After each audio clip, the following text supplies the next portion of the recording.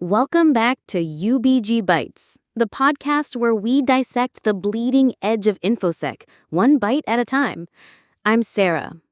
Over the past 2 episodes, we've explored Monte's framework, the foundational principles of humanity, access, and economy, and the strategic principles that elite operators use to plan their missions.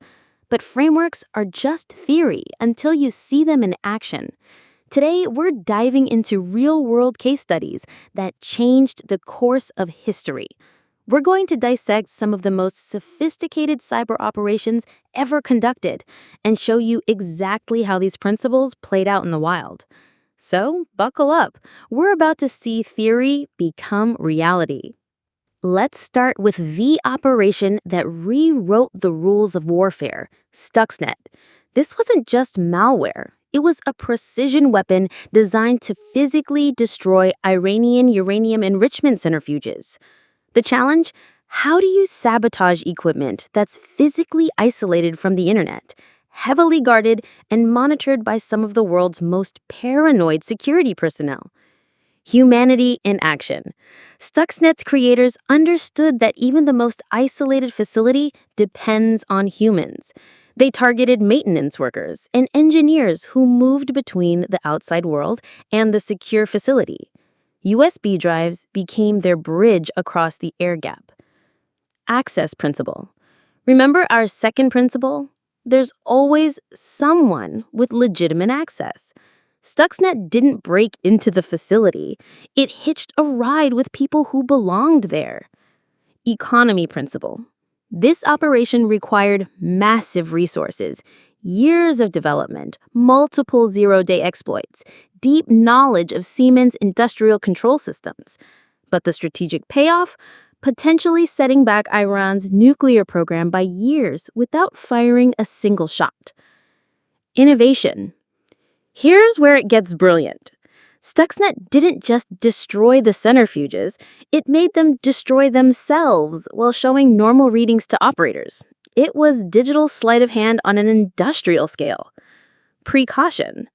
The malware had multiple infection vectors, could survive system reboots, and even if detected on one machine, could continue spreading through the network. Redundancy and diversity in action. Now let's look at a completely different type of operation. APT-1, also known as Comment Crew, the Chinese cyber espionage group that Mandiant exposed in 2013. The human element. APT-1 understood that the weakest link isn't technical, it's psychological. They crafted spear phishing emails that looked like they came from trusted colleagues, with company-specific language and current events. Access strategy. Instead of breaking into every target individually, they compromised service providers and used that access to reach multiple victims. Think of it as hacking the digital equivalent of a master key. Economic efficiency. APT-1 operated for years with a relatively small team, but massive impact. They focused on intellectual property theft from dozens of companies across multiple industries. Maximum intelligence value for minimum operational cost. Operational security. This is where it gets interesting. APT-1 made a calculated trade-off. They prioritized operational longevity over perfect stealth. They were willing to be somewhat detectable if it meant they could maintain access for years. Program security failure. When Mandiant finally exposed them, APT-1's poor program security became apparent. They reused tools, infrastructure, and even personnel across operations. When one operation was burned, it exposed everything else. The SolarWinds hack represents perhaps the most sophisticated supply chain attack in history, and it showcases nearly every principle in Monte's framework. Innovation at scale. Instead of attacking thousands of targets individually, the attackers compromised a single software company that had trusted access to those targets. They turned SolarWinds' legitimate software update mechanism into a delivery system for their malware. The access principle. The attackers understood that SolarWinds had something even better than access to their targets. They had trusted access that bypassed most security controls. Precaution and stealth. The operation showed incredible restraint. Out of roughly 18,000 organizations that received the compromised update, the attackers only activated their implants on a few hundred high-value targets. They could have caused chaos, but chose surgical precision instead. Program security. When the operation was discovered, investigators found that the attackers had already begun covering their tracks and preparing contingency plans. Our final case study is NotPetya, which demonstrated how cyber operations can have physical world consequences that ripple across the globe. Strategic innovation. NotPetya masqueraded as ransomware, but was actually a destructive attack designed to cause maximum economic damage to Ukraine. The ransom mechanism was a false flag. Humanity principle. The malware spread through a compromised Ukrainian accounting software update, exploiting the trust relationship between software vendors and their customers. Unintended consequences.